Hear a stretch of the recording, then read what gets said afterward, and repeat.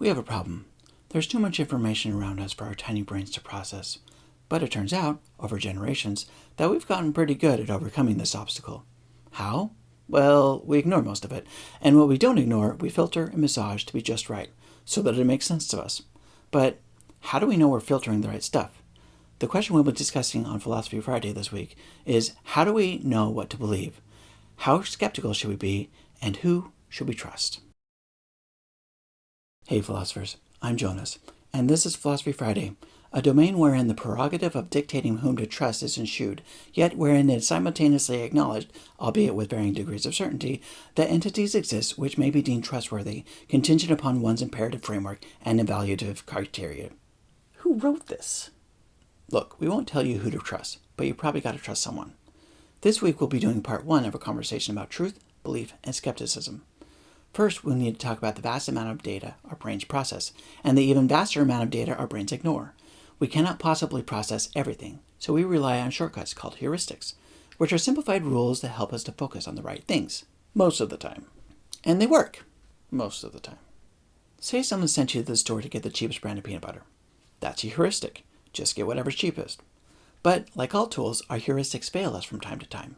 Say the name brand was on sale for less than the generic brand, but when you got home, you were informed that they wanted the brand that was usually the cheapest.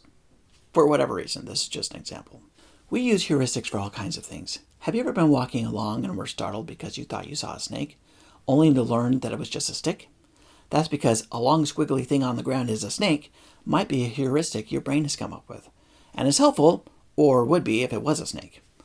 The problem is we must rely on our heuristics in a lot of areas of life, even, and maybe even especially, the hard topics like religion and politics, and whether you subscribed and hit the like button. Now that we have a primer, we need to discuss the difference between subjective and objective. If you and I are sitting in a room and I say, "It is so hot today," you might disagree with me because you feel it's cold. "What are you talking about? It's freezing." These are subjective opinions. I'm right, but you're also right.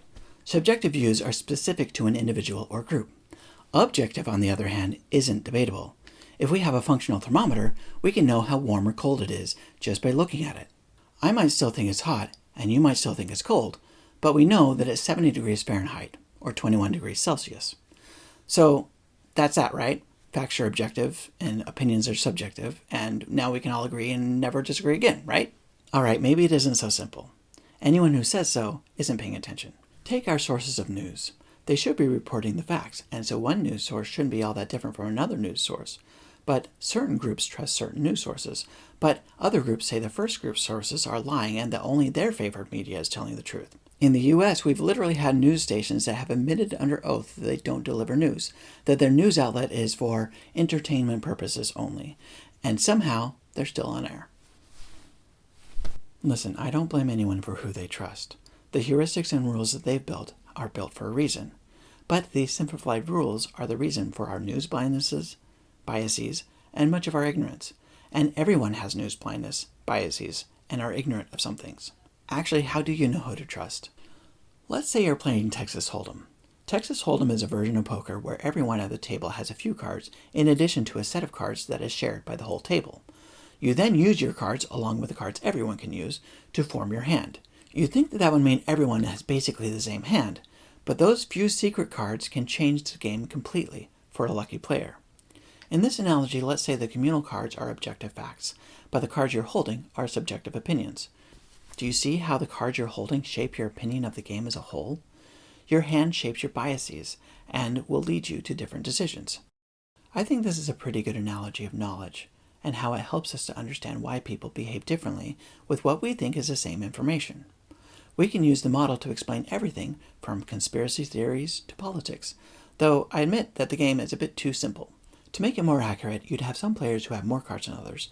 The communal cards would be spread all over the table, so that it's hard for some players to see them, but easy for others to see them.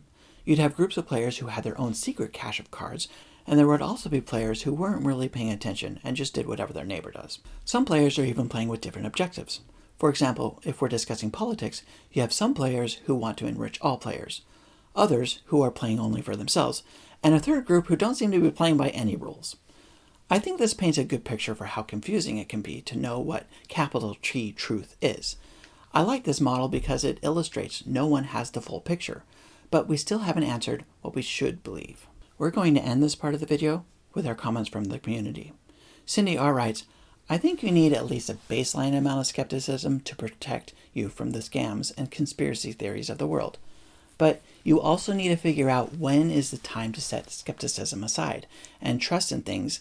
It's ironic that people who have no skepticism believe all of the conspiracy theories, but then people who have too much skepticism believe in a different set of problematic things, like vaccines are bad or scientific research isn't legitimate.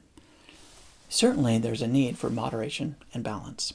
Josh R. writes, I think you should be a medium amount of skeptical, because if you aren't at all skeptical, then you'll basically believe anything. But if you're too skeptical, you'll believe nothing.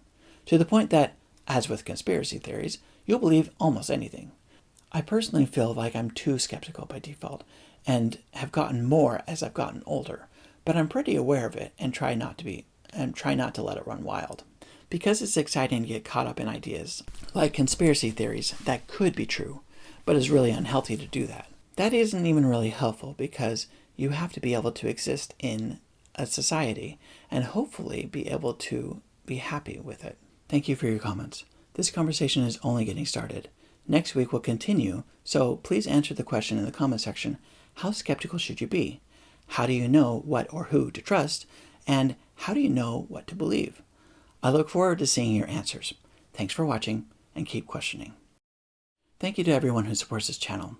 We have membership on buymeacoffee.com and a store with cool merch. Details at philosophyfriday.com. But the best way to support this channel is to comment. Again, the question is, how do you know who to trust? How skeptical should you be? And how do you know what to believe?